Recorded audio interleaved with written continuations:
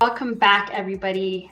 Wow, what a game. I have to say, what a spectacular sight to watch these players today. What a play by Team Rogue and Team Professors. There were a lot of things that we saw during that match. It's kind of different from what we saw from the recent games we just watched from Team Royalty and Team Immune series. So it was kind of spicy from the start, but when it comes to this game, we saw them kind of take it slow, and then all of a sudden, things starts getting spicy. Over on duo lane, Pinzo dies, Nitro dies, Haru dies, Rdawggg comes into gank, and then he comes over again, and then repeat that again, like times by 5. What do you think about that last match, Cosby? What stood out the most to you? Just like you had kind of laid out, it was super even until about mid-game. It was 21 minutes that the fight on the blue buff happened where Appy ulted in and got instantly knocked out. And that was sort of like the Schrodinger's ult, where like if it went off, it was huge. It like wins them the game, but if it doesn't, it just kind of lost them the game. And from that 21 minute mark to 26 minutes when they lost that fight, they lost 90% of their core health. They lost the Fangtooth, an OP, and 2 inhibitors. So in just 5 minutes, really what was a tight game became a complete stomp. Right. What do you think about that match, Trix? What stands out to you the most? Yeah, it was just early game was the Professors. It was Rdawggg running that gank regank. It's a classic strategy and it works somehow every time. You know, you clear the ward, you gank, you fake a back, you come back in, you pick up kills. Mid game, it started like the Professors started to struggle. I thought, you know, they were not playing as, you know, disciplined as they normally do. They were splitting targets in fights. They were CCing one while doing damage to the other. But they buckled down, they got it, and then they showed the strength of their team comp later when those big CC chains, you know, you saw Appy, he got knocked out of his ult, then he got Grux knocked up, and then Belica knocked up again, and it was awful. And then every team fight after that, it was just Richter hook into Richter ult, into Grux 4-man pull, into Grux 5-man stun, and it was just Rogue couldn't play the game from that point on. Yes, and I do want to talk about how, you know, Cosby, you were talking about how like that core was less than 90%, you know, 90% of its health got chunked, and then we had that team wipe on the Professors. I thought we were going to end the game right then and there, but then, you know, all of a sudden there was that fight during the Primordial Fangtooth, and they were trying to contest. What do you think about that fight there during that Fangtooth, Cosby? That felt kind of like desperation, honestly. Like, you know, you've been getting spanked for the past 5 minutes. You have to make that play. Like, if you just give them that, you're losing the game. So like, you have to make the play, and it almost happened, but they were just too far ahead. Professors were just too far ahead at that point. Okay, well, I want to see game 2. Let's go and see what the draft looks like right now. I know Appy Picker picked Gideon. I wonder if we're going to see some bans on Howitzer again, and see if he'll be able to pick Gideon one more time. Trix, who do you think will be the bans for this match? You know, I'd like to see a Sevarog ban. I know mages are popular bans, and as we said, here comes the Howitzer ban. You know, the mid has such a limited champ pool that banning out mages for at least one side, especially if you're first pick, is usually and there's the Gideon ban. There we go. No Gideon, no Howitzer for this match right now. Cosby, what do you think Rogue needs to do in order to win this next coming match? Well, they need to secure the Sevarog is the first thing that they need to do, and then think about what they're going to do for mid lane. They don't have to pick something right away, but with both the better mid laners here, I think we're going to see a bloodbath with some low mobility. We might see a Fae out here. All right, we see Team Rogue locking in that Richter and Belica. Over on the Professors, we see that Rampage pick over in the jungle. So we didn't see that last game. Do you think, Trix, that we're going to see some Richter jungle this time? I think that Richter is going to Pinzo 100%. He loves the character. He plays it all the time. It's a very much a comfort pick for him. And we're seeing kind of, you know, the Richter Belica combo. We saw it last game for the Professors. I like that Rogue is picking it up, but the Professors so far, Rampage, Sevarog, very tanky with the Decker, ton of CC, long range CC. We saw Team Immune do it in their first game. That Rampage rock into Decker stun, you can CC people from, you know, across the map. All right, Team Rogue locking in some more picks. We see Richter, we see Lieutenant Balaka, we see Drongo, and we see Faye. And over on the Professors, we've got the Rampage, Severog, Decker, and the Murdoch. What do you think about these picks right now, Cosby? I think this is a beautiful draft by the Professors. I mean, this is why they're tenured professors. They know their stuff. This is beautiful. This has everything you want. Big front. This is a Professor's draft if I've ever seen it. This will play perfectly to the strengths of their team. And honestly, I hate to say it, but they won draft, like no question about it in my mind. That's a very bold statement, okay? But I want to say that it's not over till it's over. What do you think, Trix? Is it over?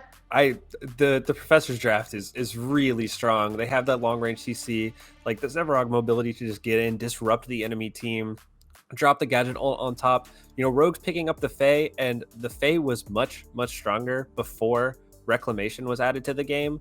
Now, before it was she dropped their ult, Drongo would drop his silence field, Richter would ult everybody, Bellic would knock him up, Crunch would kill them all. Now it's the Faye drops the ult and Decker activates her crest and everybody leaves. And you're just like, oh man, my whole kit doesn't do anything now. Right. And Cosby, I know you really like the Professor's draft so far. What do you think about Team Rogues? I just think if Professors do the same thing they did last game, that there's really no answer that Rogue has for them. Because last game, Rogue actually did the right counterplay to what Professors was doing, and they got their solo lanes ahead. Appy had a level lead on Soul Reaper. Tekken Kid was like 4-0 or something. It's 18 minutes, and they just don't have that in this draft. They have a Faye and a Crunch, which I don't know. I'm willing to be proven wrong, but I don't think they're going to win these individual matchups. Trix, do you think Rogue can counter engage against what the Professors have right now? I think, Lieutenant Bellica offers a lot of hard to see. Her Q is, it's very long. The knockup, once you max it, you go from that 1.1 to 1.6 seconds. That's really strong. But when you're looking at their team comp and what they want to do, can the Richter hook, the Decker or the Murdoch or the Gadget past the Rampage and the Severog just in a straight up 5v5? I'm not sure what Rogue can really do because, like I said, Decker presses the Reclamation, Gadget drops the ult, splits the team on two sides of the Tesla Dome. It's just really hard for Rogue to actually get in because with the Crunch, he has the double right mouse button, the double Crunch dash, but they don't have the mobility to follow up. Nobody else on their team is mobile at all. They have no dashes. Right. And Cosby, I do see that instead of Severog being a pick for Team Rogue, Severog has been a very strong pick during this whole tournament, but now we see it over on the Professor side, likely going to be in Mr. Guru's hands. Cosby, what do you think about the Severog versus Crunch matchup against Tekken Kids? Well, I'm not too sure that's the matchup here because there's the Belka and the Faye. Someone's got a jungle, so it could be the Crunch. It's a very confusing draft for me. I don't see a lot of forethought or purpose built into Rogue's draft, where on the flip side, Professors, that's a cooked up draft. That's exactly what you want to see almost 9 times out of 10. Right, and Trix kind of mentioned Bellica is you mentioned Richter was a comfort pick on Pinzo. What's the percentage of him landing those hooks, Trix? Oh man, it's looking at the draft, when you're trying to there are certain characters. This is the fun thing about this game, right? Rather than a top-down game where you click or you launch the skill shot or whatever, and everybody's hitbox is kind of similarly sized. This game, there are characters that are much easier and much harder to hit. I'm sure many players know the pain of trying to hit a Kalari as she's strafing down and tilting left to right.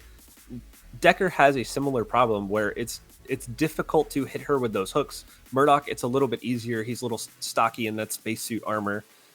But I think Pinzo, as long as he can stay calm, he doesn't let the tilt of losing game 1 get to him.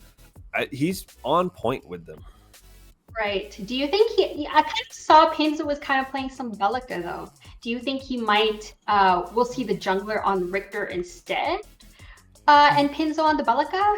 Trix? Yeah, like Cosby mentioned, their draft is they have a lot of flex picks. You know, like the Bellica or the Fae could be the support or the mid. You could put the Richter into, you know, the support and then have the Crunch jungle and the Bellica and Fae and mid off. It's up in the air as to who's playing what. So, I mean, I think it could really go either way. But like Cosby also mentioned, you know, like their draft isn't super cohesive. It doesn't like the game plan that they want to execute isn't clear. Past, you know, pressing Fae ult on 5 people. Very well said, Trix. I know you want to watch this game, so take it away, Nerendis and GeronimoJak. Thank you, Rdawggg, to the 3G. How are you guys going? We are back. Hi, how's it going? You know, I was just kind of thinking during the for a break. second there, Yeah, didn't actually, I? that was. See, I was trying to roll up a joke that would make you speechless, and you beat me to it. Man, mine's so bad now. Okay, so I was gonna say that I think that Crunch is an anime cat girl at heart because I could just see him just like bouncing around with little like bunny ears and talking about his favorite. There like, chibi. was a skin similar. There was a chroma for Crunch in Paragon where he was fully pink and he had a rose on his head for Okay, Valentine's good. Day. Yeah. But now he just needs cat ears and he can just like bounce around and just like meow at people, but in like a really robotic voice. Oh my lord. Okay, well, I'm super prepped for this game. Obviously, it's gonna be good. I think Rogue can pull it back. I do want to kind of reverberate what the desk was saying. This is an bizarre draft. It's kind of not obvious where everyone is rolling out and kind of what the synergy is. It's actually a little anti-synergistic in a way. You know, we have the Bellica and the Fae, which like kind of work together, but then the Richter and the Crunch are kind of pulling people out of AoE positions, you know. So you have like these 2 AoE heroes and then 2 I don't want to say anti-AoE heroes, but just heroes that would remove you potentially from an AoE. Now, of course, you can set up the Richter ult into a fail, and that's kind of nice. We'll just kind of see how it goes and who's playing what more than anything. no, that's a nice little yellow nugget of wisdom. We are right in the game with a team fight out of the bat. Not even 30 seconds in is going to be the first blood as Richter is the one to go down on Team Rogue. Tekken Kid now at half health as Gadget's mind does stick to the top of his head. Wear a hat. And that is going to be not enough. Oh my god, Guru with the Severug subjugate followed up right after Decker's stun. 2-0, a minute in. Yep. No stacks in Severog, though, so it might be a win still for Rogue. No, I'm kidding. I used to play this game when I was a play-by-play caster in League with my color casters where I'd ask, and there's still a fight here on Soul Reaper. And that's going to be Soul Reaper being run down by Applepicker. Is going to pick him up with, I believe, the Harvest Nettles. Guru chasing down Applepicker. We haven't even had minions crash in lane yet. And there's been 4 kills. That was really big, though, actually. The 2 kills early on, it's great gold, it's great experience, but most people, except for Survivor, were not able to back and spend the gold, so there's actually no benefit here for the side of Professors. Now, what Rogue was able to do with Applepicker is get a huge experience lead here by not only killing the opponent mid laner, but letting several of the minions die in the mid lane. Now there's actually an advantage here for Rogue's mid laner. It's going to have to be up to him to try and kind of claw things back. Again, outside of Survivor, the advantage from the Professors, gold in your pocket means nothing, right? Right. Unless you spend it. Now, Survivor does have that extra source. He's got a little bit more damage, but everyone else who picked up kills, who picked up assists, has not been able to actually really capitalize on it yet. Right. And that's definitely the case. You know, Survivor has that extra sword advantage. An extra 10 damage this early on in the game does make a pretty big difference, and that is going to force Haru to have to play a little safer, or at least reconsider what he would normally want to do. Yeah, those first few minutes are really vindicating the Reddit Bronze League players who think that this is a brawler instead of a MOBA. Good on Professors to, to make Reddit feel good. At this point, though, we are going to have to slow things down and look at some wave control, wave manipulation. I want to get an eye on my junglers here in a second. Looks like just a full clear for the side of Rogue, and I want to see where the Professor's jungler is as well. They're running right into each other. Yeah, that's good. It's like ships passing in the middle of the night. Sometimes you're just like, hey. We have Nitro now on the Richter. He's going to go onto his blue buff. Richter desperately needing his blue. Rdawggg, however, is looking to gank straight out onto Tekken Kid. Crossing over to take the cyan buff away from the other team and secure it. We've seen Rdawggg do this a couple of times now. He'll just follow up with a pressure gank. Not even a pressure gank, a presence gank, to make sure that they can get the side buffs in the lane. And they're just going to back off that. Tekken Kid and Nitro aren't going to be able to pick up anything from it. Right, and I like those types of ganks at any rate. You know, we talked about him in the previous game with Nitro, but the Tekken Kid actually has been winning this solo lane in both games now.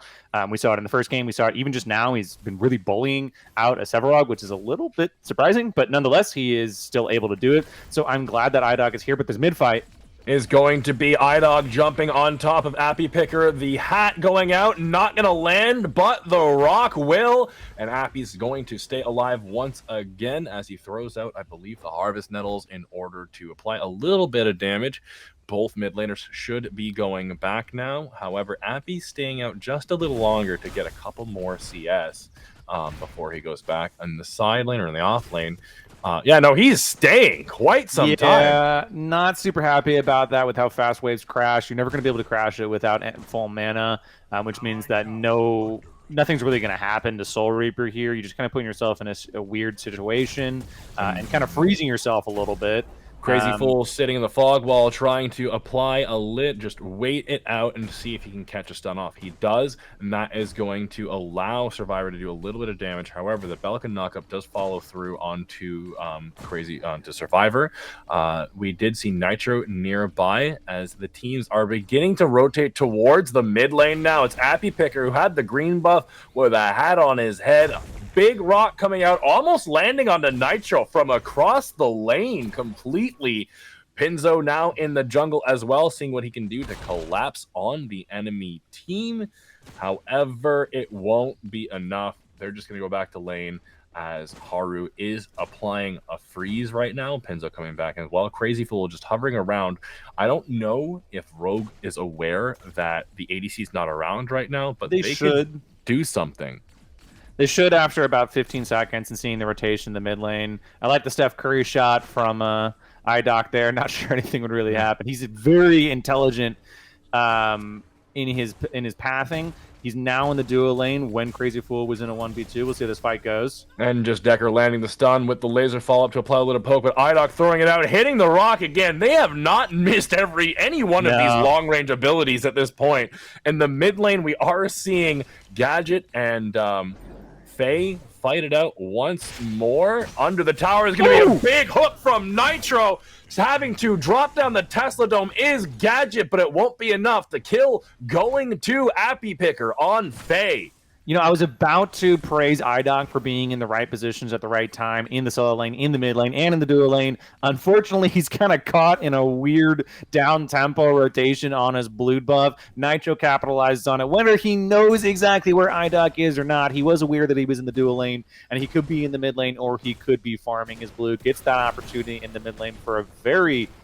I was almost ready for that one. For a very, very well-timed gank there, especially because Nitro's probably looking for a back here anyway. And he's just going to give, or I guess he picked up the kill actually. Did it very, very well. Both the junglers playing extremely well around each other so far. Way higher tempo than the previous game. They're really trying to get their teams going. Absolutely crazy with Nitro. Like you said, Rdawgg's been in good position, but in that one instance, Nitro was in perfect position. And they are going to go engage again as it's Crazy Fool and Survivor running down Haru. The Belica drone does come out, but it's only going to act as a zoning tool more than anything else for Pinzo and his teammates. In the side lane, once again, we are seeing the offlaners just beat each other's heads in. Interesting enough, Tekken Kid opted to go for the Omni Vamp tier 2 item against the Rdawggg to allow that sustain, because this Rdawggg has so much innate sustain in this character that you have to find a way to match it. He's probably going to build Tainted Guard into it first, so that Omni Vamp's not going to matter as much very, very shortly. However, you do what you can when you can, right? do want to point out that Tekken is almost a full level in advantage over his lane opponent. Levels are extremely undervalued in their power. It can be over 500 gold, depending on kind of what level it is and what ability you're getting. He's really smashing this lane.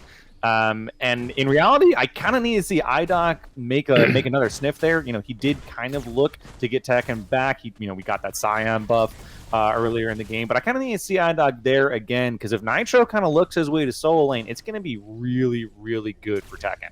And we just saw the Decker stun bounce off Pinzo's head, followed by a little bit of laser. Constant poke is constantly being dished out from the Professors. Teams should be hitting 6 in the dual lane, but it's Nitro following up now, running in. He's going to get the big ultimate out with the skewer, and he's followed up by the hook. That's a kill down on Crazy Fool. This time, Rdawggg has the game the way they wanted to play last time around. There's a follow-up with a Bellica knockup by Pinzo, and there's a secure on Survivor. Is going to be Haru with the Rdawggg ultimate.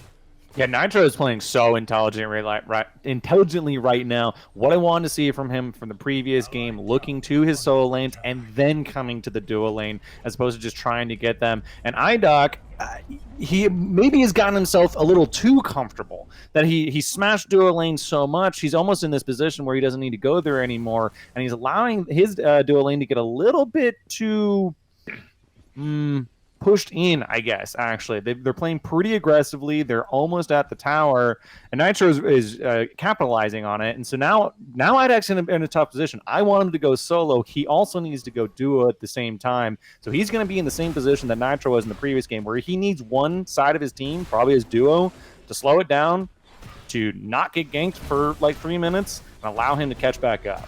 Hopefully Tekken will get the kill here, as he is a level ahead, as you said, and gets a knock-up. Subject goes down, it's going to miss from Guru, and Tekken Kid just applying whatever pressure he can. Nitro is nearby on the blue buff, so if Guru does not play safe here, and he might not even know this is happening, he could very well just be subjected to a whole lot of CC and a nice big robot fist to the face. And now Nitro is waiting. Here's the engage, the double dash coming from the crunch. That's going to be the hook landed. No health for Guru as the knock-up, and the right hook comes out of the robot. It's a kill once again for Rdawggg. They're now in the driver's seat. Smart Nitro to wait for the right click from this Rdawggg, his only distance moving ability. If that hooks lands, oh, there's another fight actually. That's going to be a kill for Appy Picker, as Soul Reaper is going to drop down the Tesla Dome but die anyways. Rdawggg is going to secure it. Survivor coming up with the long arm of the law, picking up a kill against Appy Picker. Nitro now dashing under his tower, trying to pull someone there, but there is no one to pull into his own tower. Across the map is going to be Crazy Fool landing the Decker stun. Tekken Kid knocking up Crazy Fool, who has to blink out to get to safety under his tower. Big, scrappy fights going on in this game. Yeah, great rotation there from Pinzo. Nitro probably actually Appy was calling a fight in the mid lane. Nitro was already on his way there. Pinzo with a great rotation. They don't only get 2 kills, they get 2 blinks out of it as well, which are going to be like 16, 10 minute blinks. That's Fangtooth time, that's Orb Mini time. Those are 2 really, really high impact blinks that are not going to be on the side of Professor. I was actually about to commend their solo laner for not using his blink when he was absolutely dead, so I'm glad it's not 3 blinks and 3 kills, but it's 3 kills and 2 blinks for 1 kill. We're playing very, very well this early game and going into the mid game as we're starting to look at things like Fangtooth. And Fangtooth was just taken. Rdawggg picking up the first Fangtooth on the map, allowing the river buffs and the jungle buffs to go on a little longer. Their next objective should be the mini prime to take advantage of that nice new Fangtooth that they just picked up. Right now, we're not seeing that too much. We're seeing Rdawggg back. They're going to look for their buys, and we are seeing Haru finish his first item, and that's going to be a Stormbreaker into what is an Ironwood Warbow. Yeah, I prefer Stormbreaker first on Rdawggg. It's a pretty poke heavy hero to begin with. It works with his E, it works with his Q, and it works with his R. You also have decent range. Obviously, you're against Murdoch, so you're not going to be trying to outrange him too much, but it's a really great item that continues this lane pressure. They have a lot of pressure in a lane that it seems like they probably shouldn't have, and I wonder if some of that has to do with the jungles. There's another fight in the mid lane. Rdawggg landing a big rock across the map. They're going to pick up the kill onto Soul Reaper is going to be Nitro, and now they're going to take advantage of that mini prime we were just talking about, getting that buff out and allowing them to really push the lead. Mr. Guru on Sevarog not there to do anything about it. He's just going to stay back, be passive, allow his stacks, and just, you know, try and stop whatever bleed is possible.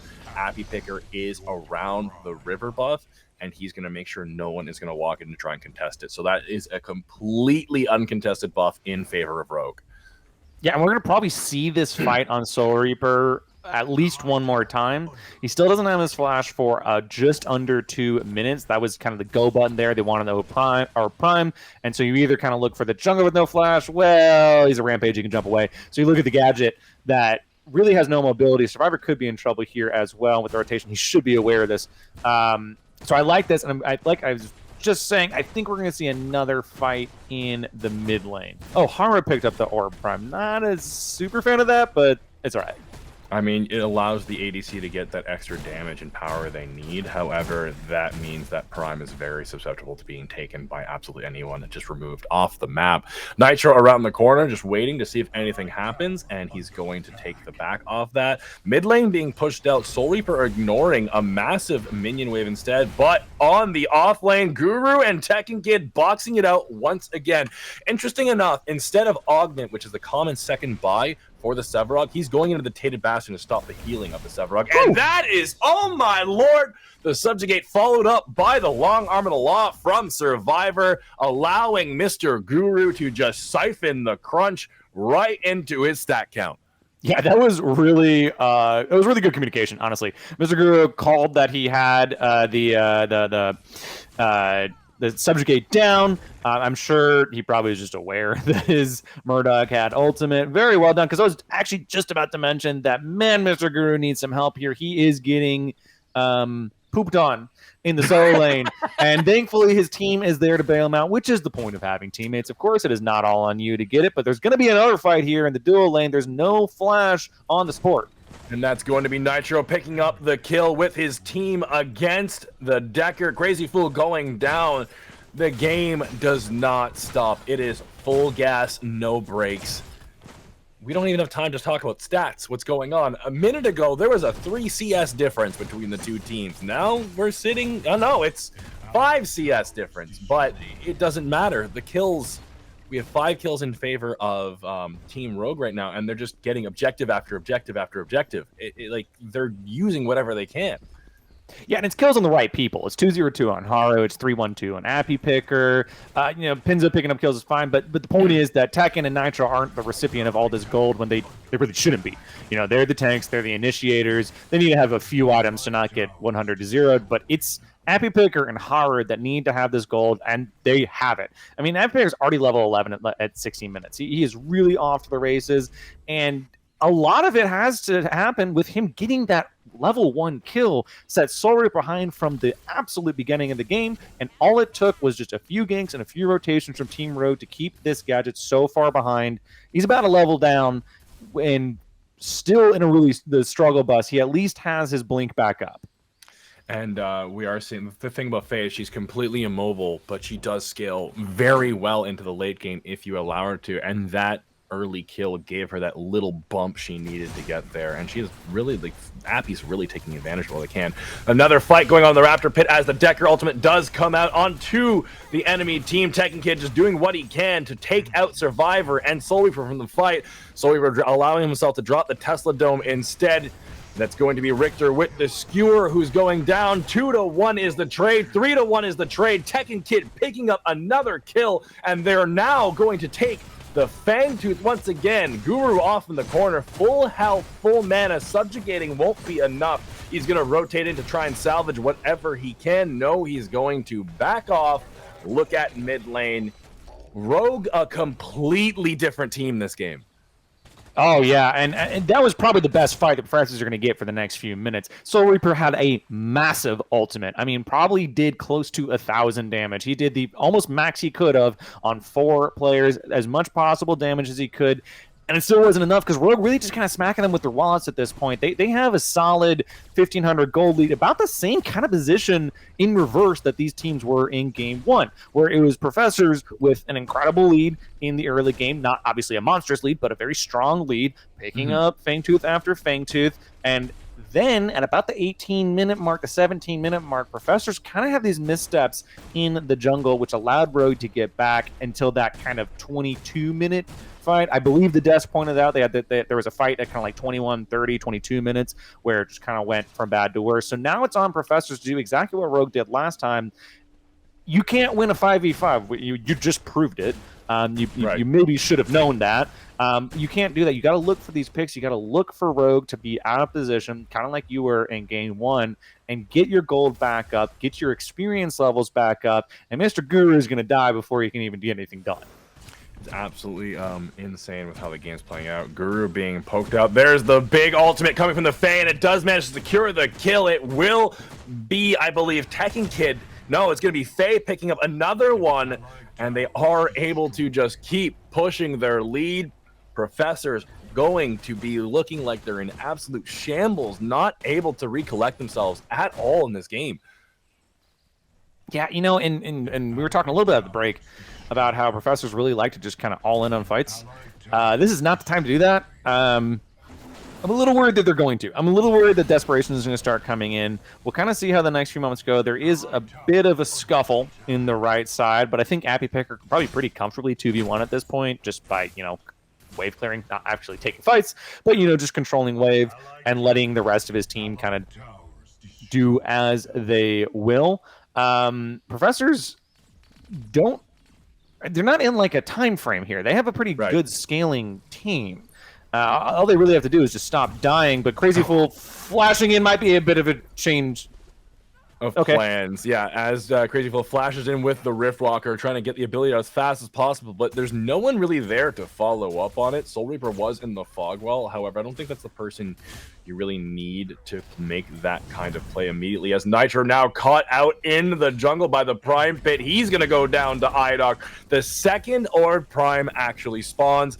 In the side lane is Appy Picker. On the other side of the map, going for a massive split push. So this is the call to do Prime while they have the 5v3 advantage around the Prime Pit. We are seeing Haru jump up, trying to provide a little bit of vision. Tekken going in, dashing straight on top of the gadget, or on Survivor, who's going to go down. Tekken Kid going to just completely punch the way through the enemy team. It might not be enough. Pinzo getting a kill onto Crazy Fool, as Haru now running down Soul Reaper, or Prime doing whatever the damage they can. Is Mr. Guru running in to get the big ultimate, the colossal blow straight to the head of Team Rogue. That's going to be a 3-for-3 trade, but on the side of the map is Appy Picker just running down the inhibitor with reckless abandon.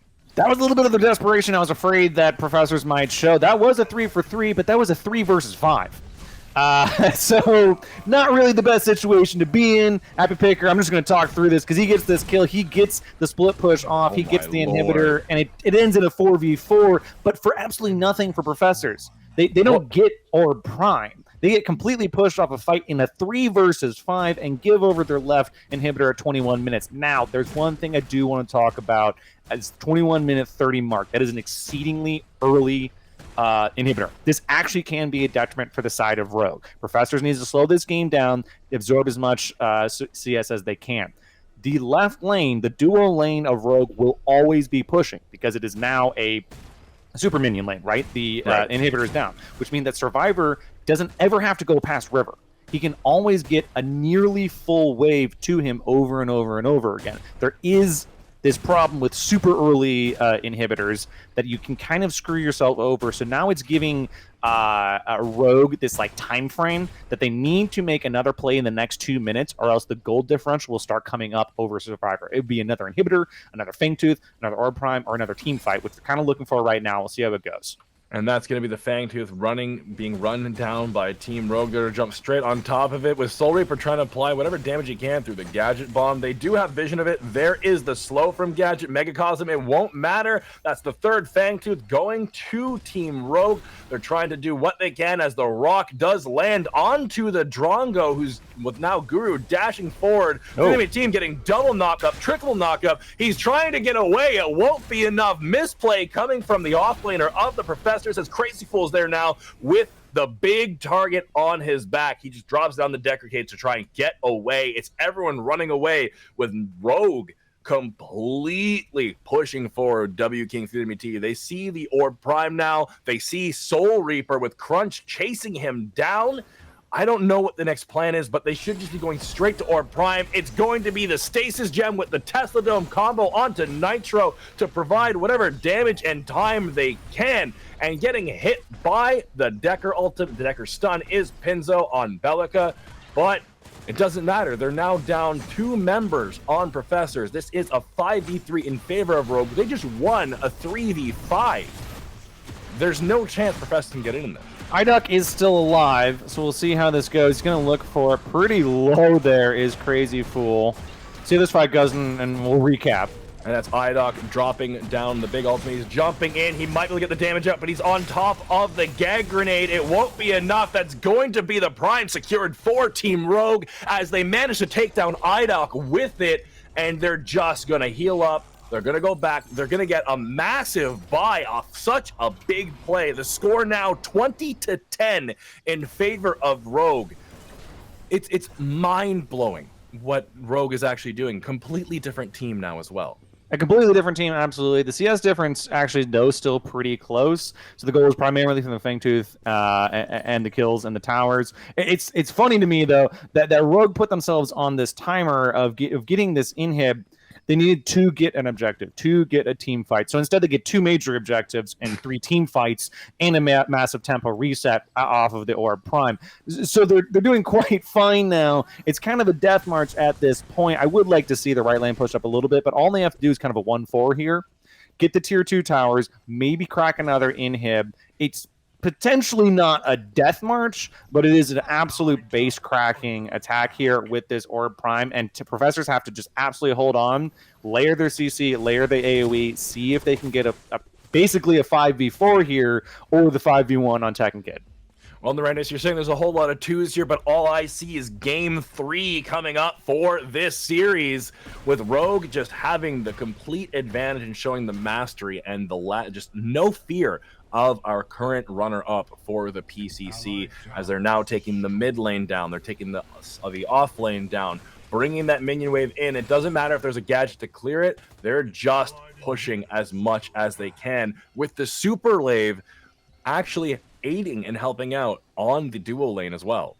Yeah, the waves are slightly mistimed, but hopefully if no one crashes the right wave, all 3 waves should be crashing at about the exact same time. Of course, the super wave will not be orbed up, but that is fine because it's still a super wave. You can maintain the 1-4 here with the 1 in the left lane, the 4 in the solo and the mid, and Professors loses another inhibitor here no matter what.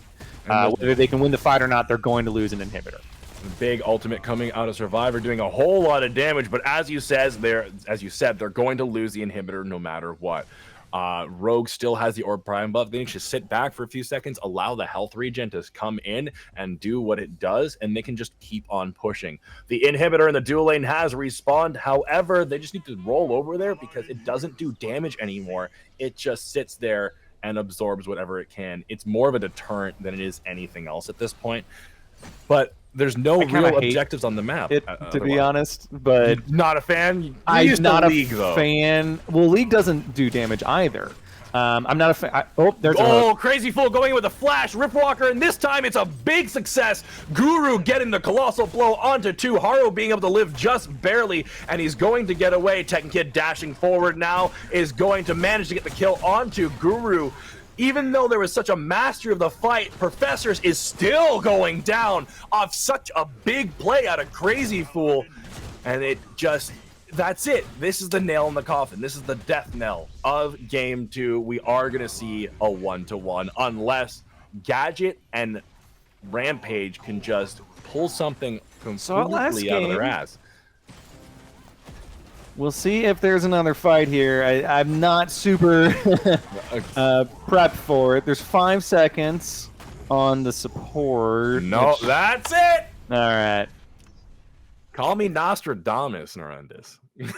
Yeah, well, I actually predicted Rogue to lose in the previous round. So my bracket's not doing too well, kind of like Final Four, died on day 1. But just a really well played game there from the side of Rogue. I like the fact that Nitro had the game in his pocket from level 1, well, at level 2, because he actually died at level 1. But from the beginning of the game, and it was him with the, we can call it a flash hook. It's more like a flash and then pause and then hook. But Yeah. with the final engagement there on the left side inhibitor, he's the one who sets up the final fight. And it was really Rogue from the get-go. Yeah, a little scuffle there in the early game, whatever. Rogue was in the advantage from the beginning of the game. It just, even though they were dead even, just they managed to get every single objective. Now, what I want to know is, what was Rdawgg's predictions for last game? Who'd you predict to win? Because she predicted Rogue in the first game. That was a Rogue. loss. But I thought she predicted Rogue for the series. Did she predict Rogue just for the game? Hopefully, production can let us know. Production, so okay, for Rogue for the series. So that Okay. means that it's going to be a 2-1 for Rogue. Well, actually, I guess that means that Rogue's going to lose in this third game because all she does If is the pick Rdawgg's a current curse. track record is going through, Professors does have the Rdawgg advantage at this time. You know, statistically speaking, she can get it right no matter, eventually, right? If she just keeps guessing. I'm actually with her. I actually think Rogue had this in the bag. I was kind of disappointed in their game 1. This is a bit more the level that they display. I want to see them do it. I want to see the double runner-up, the double 1-2 upset. Right. I think it's very doable. I think it's going to be a very exciting game 3. What I'm really looking for, we know that these junglers are really well matched up with each other. So I want one of them to pick something a little bit more spicy, either in the draft or in their early game plays, because they've been able to kind of find each other very well. They have a good game sense of each other and who is playing where at what time. So I want one of them to switch it up, because one of them needs to take an advantage that's not a obvious advantage like we've been seeing in game 1 or 2. Right.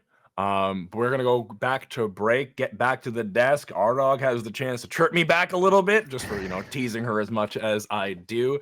Once again, reminder, guys, if you haven't followed yet, make sure you do. If you have a Prime sub lying around just under the couch, help us out. We can help you out. Everything that we do, and yeah, make sure you follow. Everything you guys do to support us is very much appreciated, and it goes straight back into the community. So we'll see you in a sec.